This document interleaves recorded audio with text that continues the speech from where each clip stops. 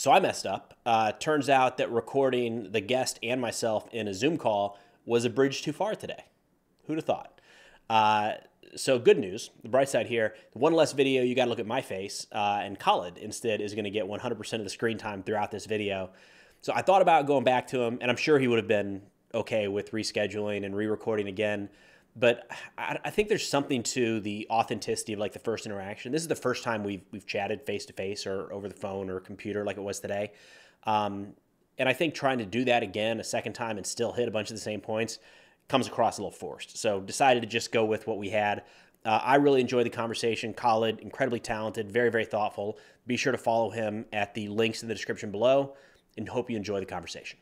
All right, what's going on, everyone? Joined today by Khalid Albaih, who wrote a recent piece on Al Jazeera that I talked about on this channel. And we chatted a little bit on Instagram. Thought it'd be worthwhile to dive into it deeper and to have a conversation about conversation, if you will. So Khalid, thank you so much for taking the time. Thank you for having me. Really appreciate it. So this article that you wrote in Al Jazeera titled "How I Stopped Being a Cartoonist and Became a Troll" is a great headline. It's very clickbaity headline, so well done on that part. But I thought that might be a good primer to kind of open up this conversation. If you wouldn't mind just talking about maybe your background, what you do for a living, and then what this experiment was, is maybe the best way to phrase it. Sure. I'm from Sudan. I'm a political cartoonist. I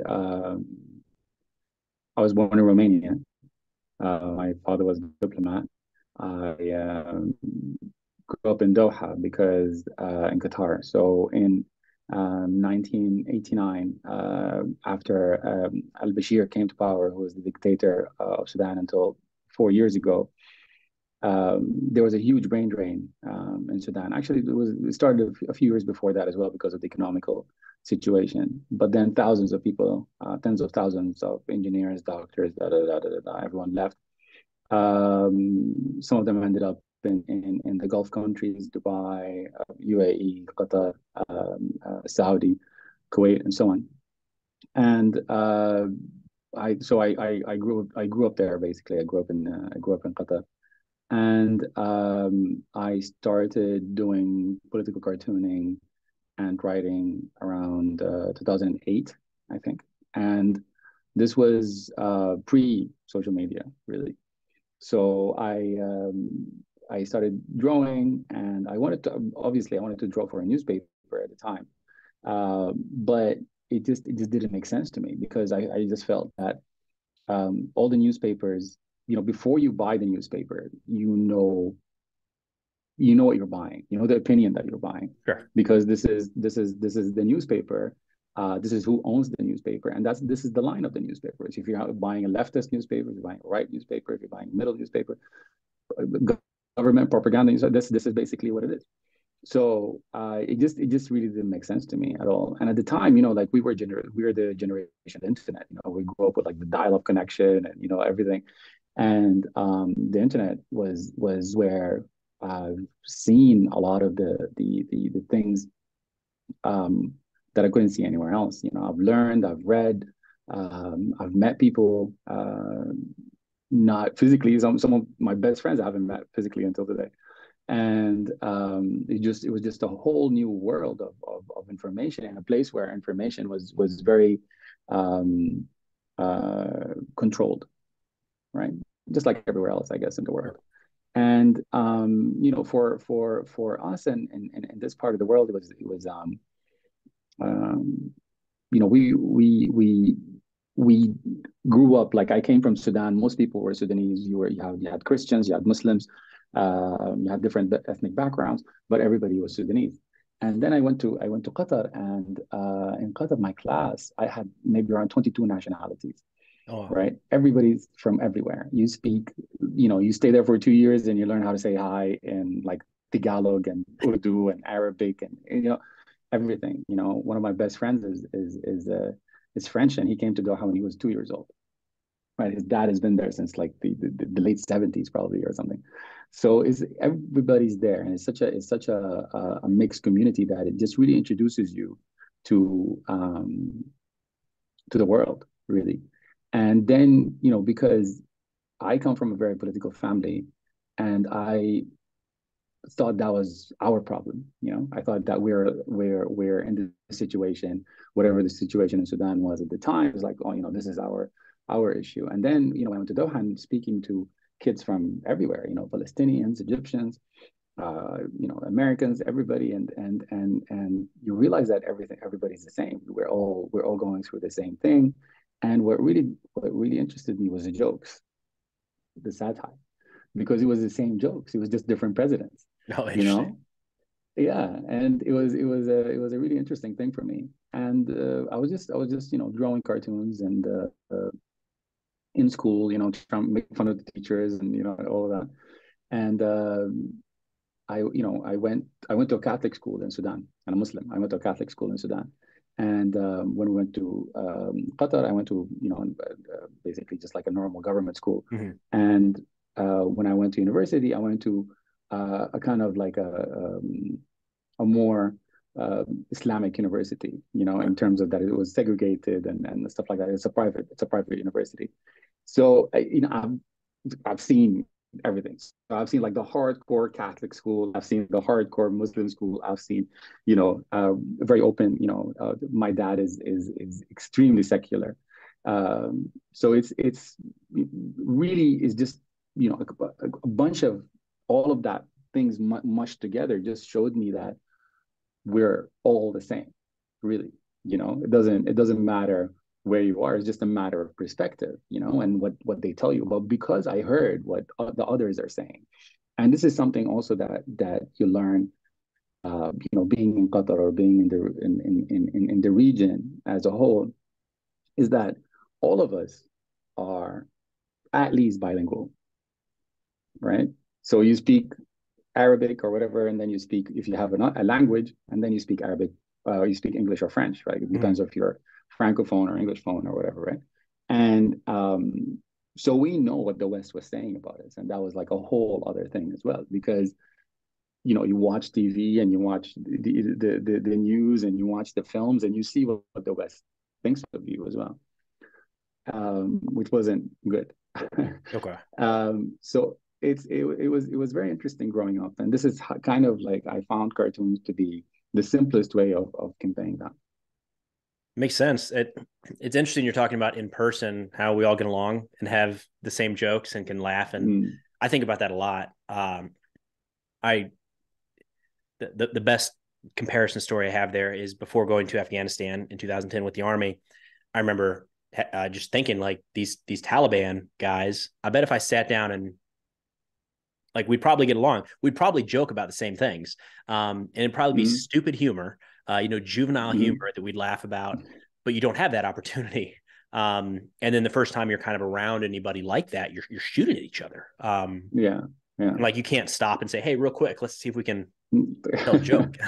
Yeah, The yeah. I have forces kind one of of get my one moving. of my one of my favorite cartoonists, American cartoonists, and someone that I respect very much. His name is Ted Rowell, and he started when Afghanistan happened. He went as a reporter, and he was doing cartoons from Afghanistan about Afghani life and everything. And that was always something that I respect very much, and something that I've read early on. So there's a lot of people that try to kind of figure out who are these people, why are they doing that, and that's very important. I think it's just because they always tell you the other side is not like us. The other side is this, and there's always another side. And that's kind of where I work from. And that's where the internet kind of also gave me that opportunity.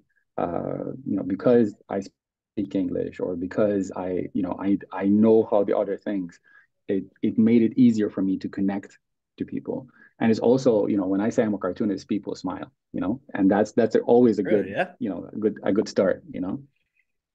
So in your piece, you went from so essentially trying to communicate with these cartoons to I feel like there should be better ways to say this, but the other side. Mm, I wish in this conflict that it wasn't. It feels very much like there's a pro-Palestinian side and a pro-Israeli side, which kind of creates like teams. Like you've got to defend your team at all costs.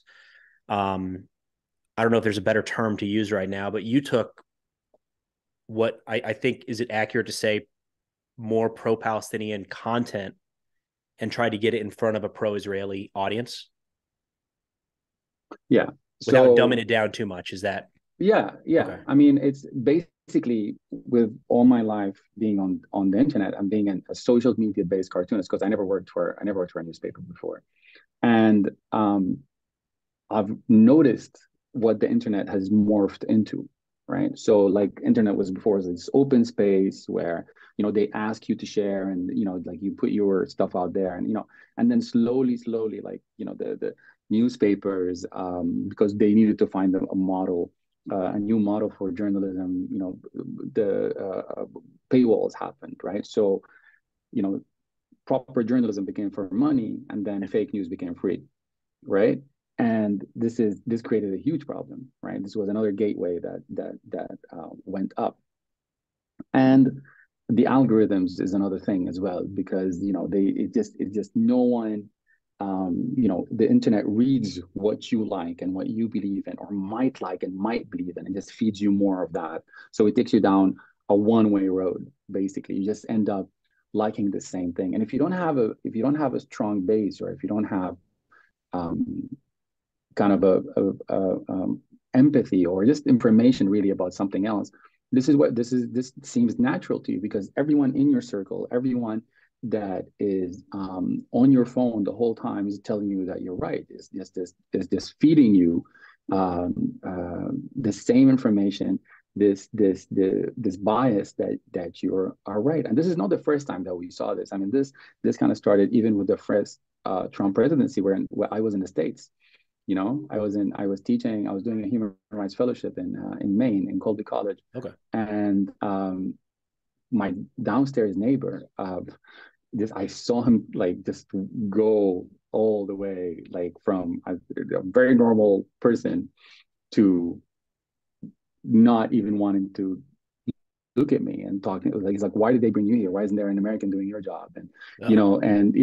all of these things, and the hat, and he just it became like um, it became a society that is uh, it's exactly what you said. It's like you're cheering for your team, and that cheering depends on um, how much you believe in, right? So and because like again, if I'll go back to that back home, we all knew that our governments are corrupt in some way, or our governments are watching us, right? Because we have a very famous saying. It's like the wolves have ears, right? They're always listening to you, right?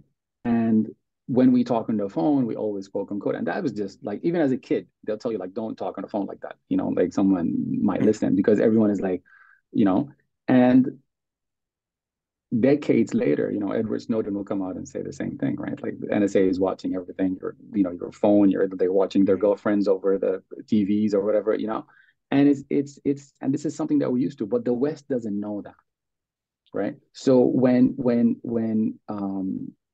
Trump came to power, and before Trump comes to power, with the whole fake media um, campaigns that were happening on social media, which basically Facebook, a lot of things like Pizzagate and I don't know what, all of this stuff, people really believed in it because people just had a sense that there's something wrong, there's something that our government is not telling us, or there's something that is not right. We don't know the full truth.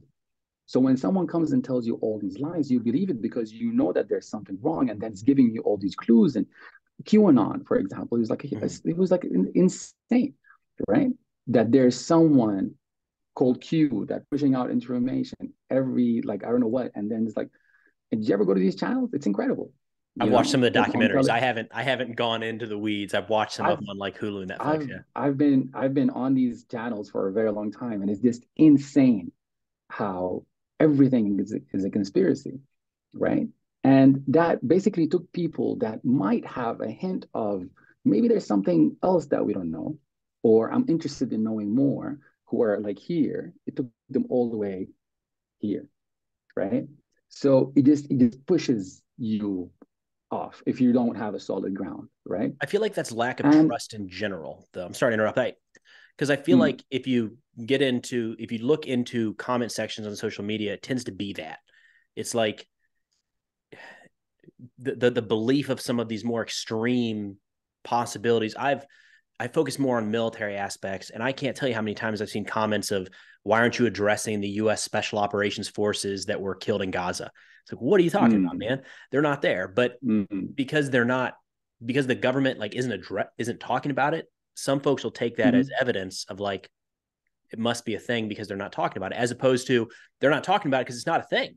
Like, you're stuck there. So it's just mistrust. Everything is like that. Yeah, exactly. And everything is like that. We're used to that mistrust. We know that there's a lot of things we don't know, and we totally don't trust anyone. Like, this is how you grow up, right?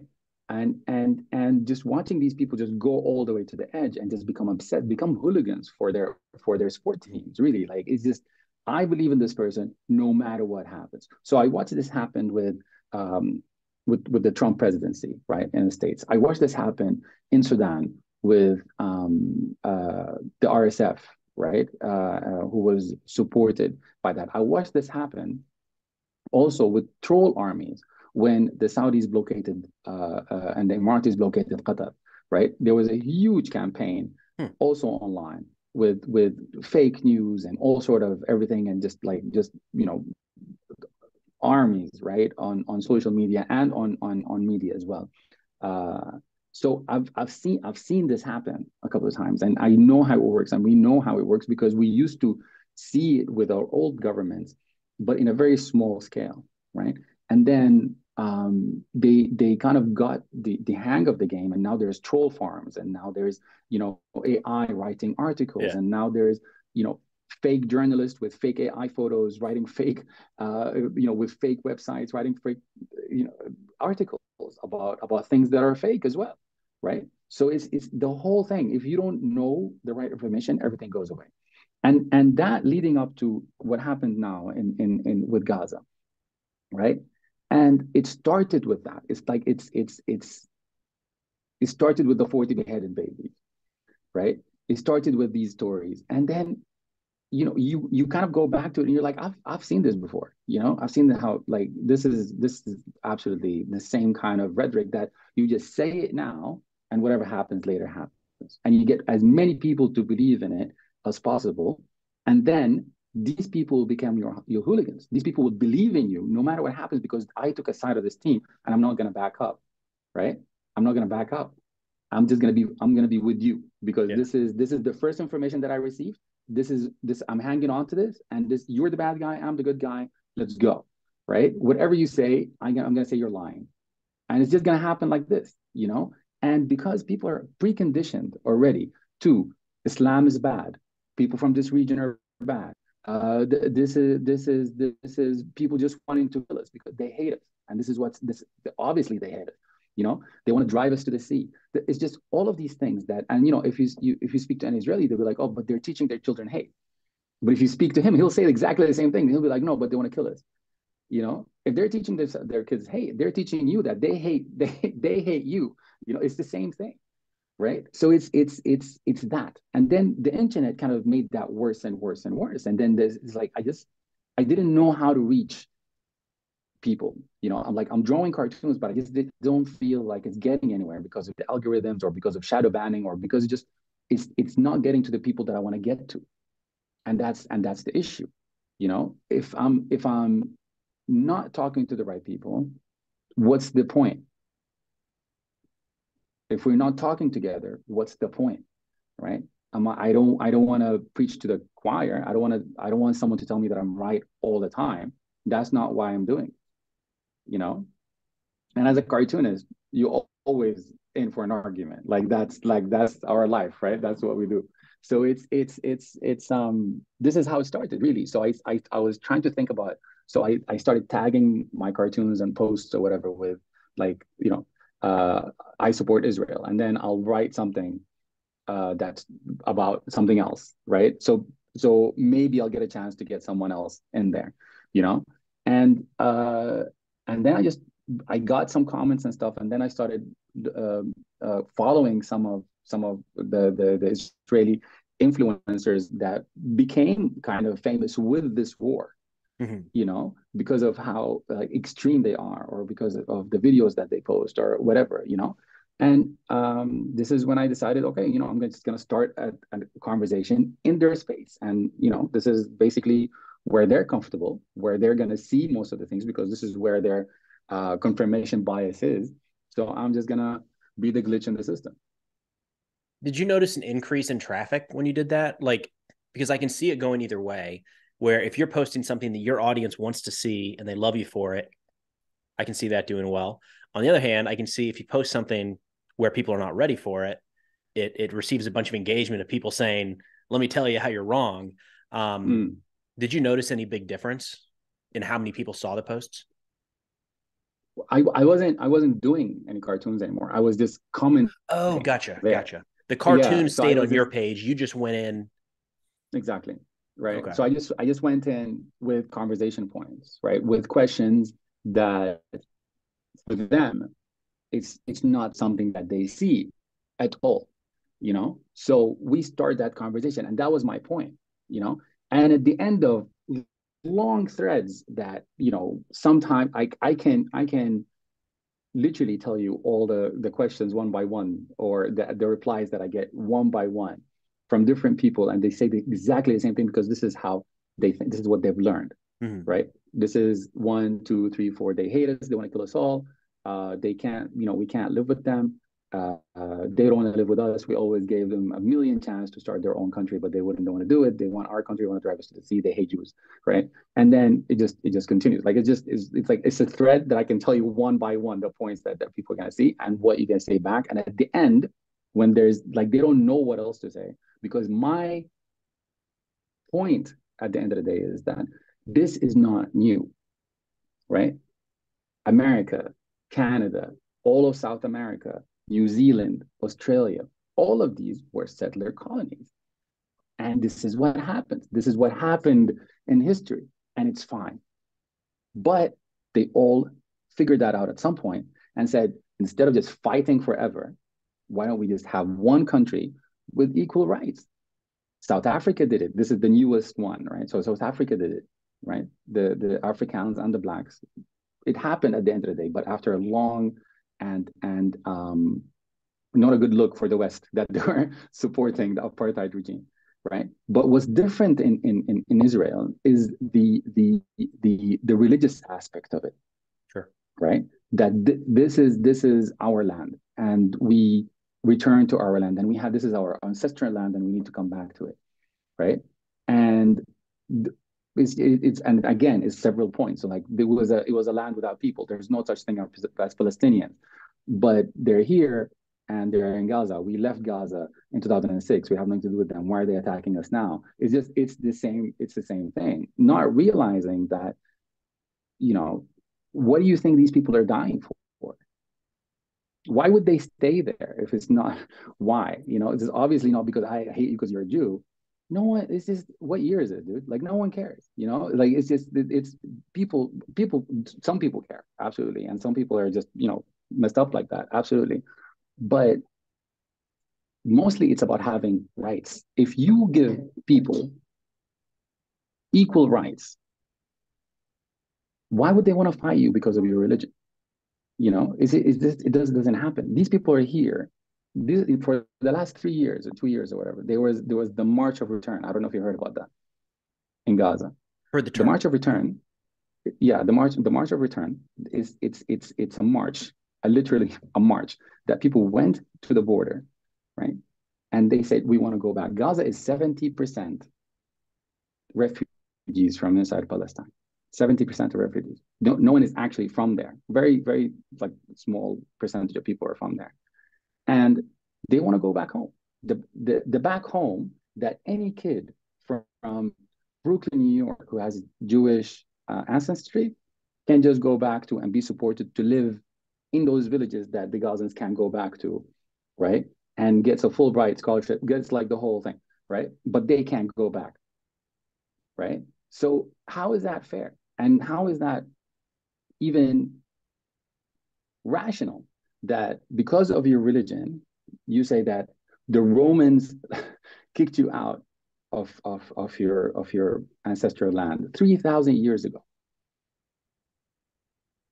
You got the support from colonial powers, which were the British colony, which because Palestine was a British colony, and there was the Balfour Declaration, and there was all of these things, and then they said, all right, we're going to have the Zionist Commission said, who actually appealed to the Ottomans at some point to give them Palestine as a homeland, and the Sultan said, no, you can share the land or you can come and whatever. But then the British took over from the Ottomans, and they allowed for that to happen, right? Especially after World War II and all of these things happen. So it's okay for someone to come back to this land after 3,000 years and kick off the people that were living there. And that's normal. And that's rational. Like that's just rational. It's not, it's not rational at all. It doesn't make sense. Because somehow you were here 3,000 years ago, you can come back now, and you have the full right to do that. And the people who were there 75 years ago can't go back because they're not from the right religion. It doesn't make sense. And this is my argument. And this is basically what I say on every pro-Israel. I don't even know what pro-Israel actually means at this point right now, because most of the people who are pro-Palestinian are talking about no foreign occupation and no for a genocide that's happening right now, right? Thousands and tens of thousands of people and babies and women are dying.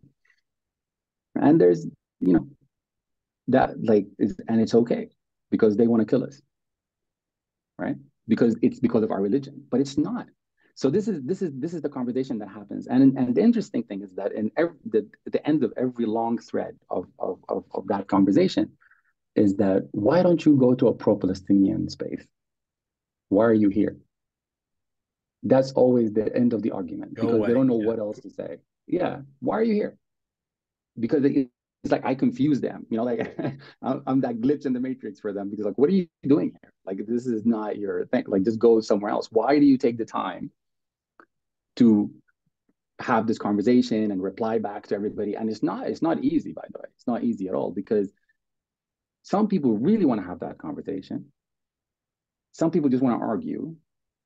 And a lot of people threats and, send really dark, threatening messages. And it's really dark. You'll be very surprised. You'll be very surprised. And this obsession about that we're different, and we're not at all. It's the same concept. If you look at it from a human perspective, it's the same concept. And this is what I get at basically at the end is that we're the same.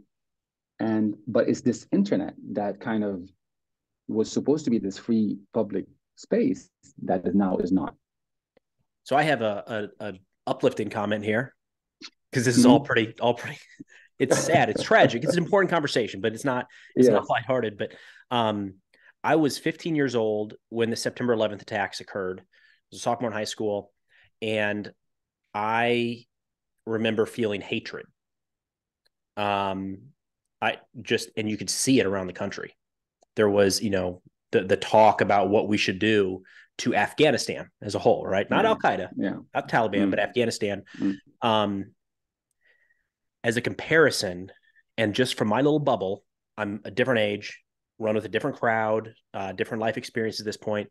It feels like the Islamophobia is not what it was. It feels like we've learned a lot in the past 20 years. Again, that's a gut feeling. I know there's a lot of exceptions, but I feel like I'm seeing less of that, which is positive, which is good. Again, amazing.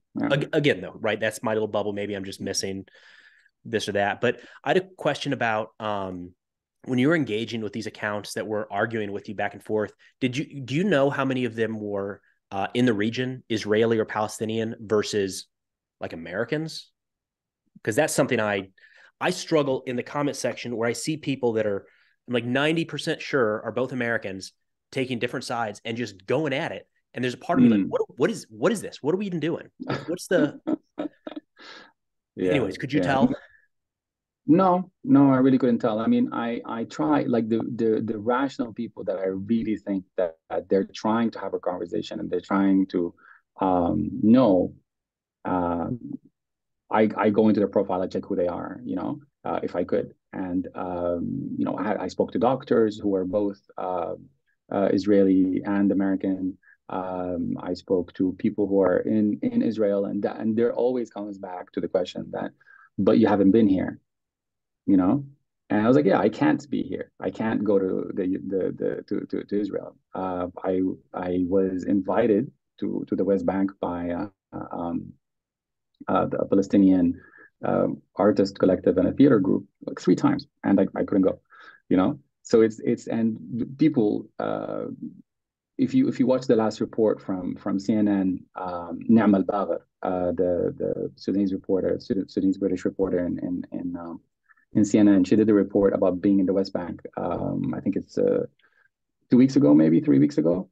Just watch that report and just see how insanely different it is for her as a um, a black Muslim woman, even though she works for CNN, and her colleagues, right? Just the difference of just walking down the street in Hebron or whatever, because of the laws and how the IDF treats her. It's a very interesting watch. I think it's like an 8 minute Okay. thing. Look that up. Yeah. It's frustrating. I feel like there's a part of me that wants to say, so what do we do? But like, of course, you don't have the answer to what we do because this is a global problem, and I think it's manifesting right now. It's caught my attention with this war and with the war in Ukraine with Russia, Mm. where it just so quickly became a team sport in a way, Mm-hmm. and it's weird. And there's still great conversations, people willing to wanting to learn, and they come to consume Yeah. your content or mine or anything else, and they open mind and they want to take in something new. And like so many of us, you change your perspectives over time. Yeah. You can't study Yeah. something for even just weeks and months and not change just a fraction of how you feel about it. That is still out there, but it does feel like the loudest voices are the ones of, I've made up my mind. I don't know. All right, so we're having some technical issues, but we're going to power through. Khalid, appreciate the patience. So to kind of bring it all back full circle, you're a cartoonist, political cartoonist, and it's impressive work. But when I look at your work and a lot of other people's, I feel like I'm not very smart because I don't really understand what it is you're hammering home. So I was hoping that there's this one here I pulled that I'll put up on the screen now. We're just hoping you can kind of talk through it, the meaning, the purpose, what you're getting at with this one in particular. But go ahead. Yeah. So, I've in this part of the world or in the world as a whole, like everyone is somehow involved in the American elections or the American politics or the like. American politics affected my life a lot, right? And I'm not even an American citizen, but because of the sanctions that America had on Sudan, I couldn't travel. There's websites that I couldn't go to. There's a lot of things that restricted me from, like funds and scholarships and a lot of things that restricted me and millions of other Sudanese from doing that. So American policy does really reflect back on us, and as well because of America is the leader of the world, whether we like it or not, and a big influencer in that term. Um, when things like the civil rights movement happen, right? Which is insane to think about that. Obama was president less than 100 years after that, right? Yeah. Then from the Jim Crow to America, to America's first black president, right? Which is crazy, like especially after Bush, and it was like this whole, new America that we all look up to, and like finally something is different, and that changed a lot. And when the Arab Spring happened in 2011, Occupy Wall Street happened, which is also something huge. in America, and it was something huge because it was like the financial crisis and all of that, and then people wanted to know what was going on, who controls this financial sector, why is the whole world affected by these people on Wall Street, and again, Black Lives Matter movement, Colin Kaepernick, kneeling down on one leg, everything, right? But I think what the civil rights movement and now what's happening with Palestine have really changed America from the inside, right? And it's the everyday American. As you can see, it's like he's a mechanic. He's there, he's doing his job with his hands. It's like this average Joe, but it really concerns him. But before, it didn't concern him. Like nothing concerned him outside of their circle. And this is something that I've seen when I went to the U.S. People watch their local channel, right? Their local news channel. Like people are so involved in their local matters. There's local activists that are like protesting to like save a tree or like close down a library, and which is beautiful. It's a beautiful thing to see. But for us, everything's so global. Everything is so international, and these are the things that deeply affect us. There are people working on local levels, and this is kind of what's keeping Sudan going actually until today is these things called resistance committees that are basically running the country right now. So for me to see the average American caring about Palestine, right? And this started from Black Lives Matter. This kind of from Occupy Wall Street. These things gave the American the power to look outside, to understand what their policy is doing in the region, right? It's not just the Middle East was a mess. Why is it a mess? How come it's a mess? Why did we get to this stage today? It wasn't always a mess. People lived here for millions of years. This is the cradle of civilization, right?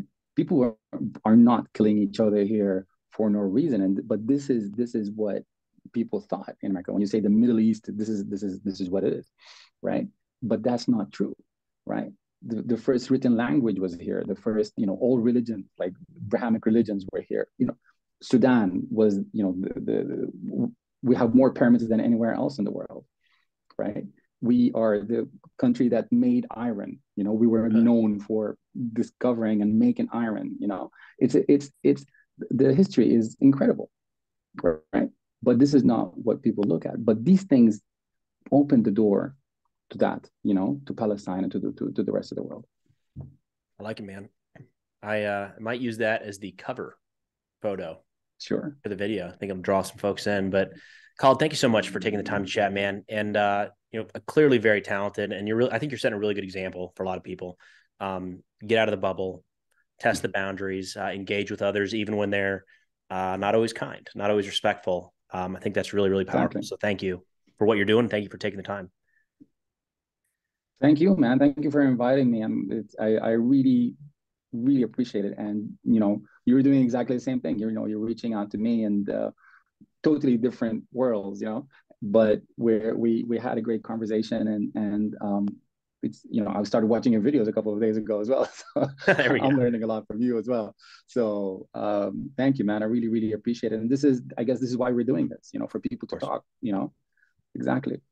So thank you very much. Really appreciate it. Of course. Where can people find you? What's the best place to look at your work? I'm on the internet, man, and I have nowhere else to go.